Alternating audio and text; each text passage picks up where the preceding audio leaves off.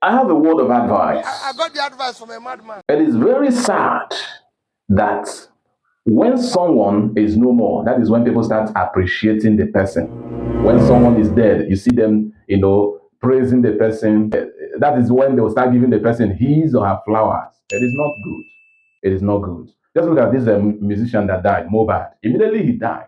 People started praising him, saying a whole lot of good things about him. His music started topping charts, musical charts all over.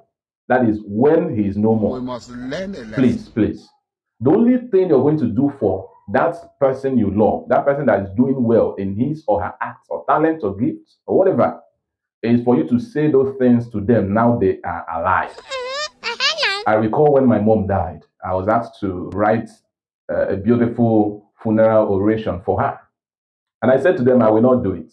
The reason is that I've said every beautiful things that she needed to hear from me, her son, before she died. And now she's no more. You want me to go and write something that she will not read? I dodge No, it no. in Jesus' name. Now that someone is alive, give them their flowers. Yeah, do that. Do that. Now that I'm alive, support me. Now that I'm alive, tell me what you like about me. It's not when I'm no more, you start praising me.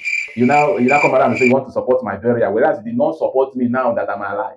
You did not tell me something beautiful now that I'm alive, and you now say you want to praise and write something about me. See, if you try it, Look at my if you face. try it, I will just rise up from that casket and use my finger, the finger of a corpse, the finger of a diseased man, and put inside your eye. God, oh God, oh God, oh God.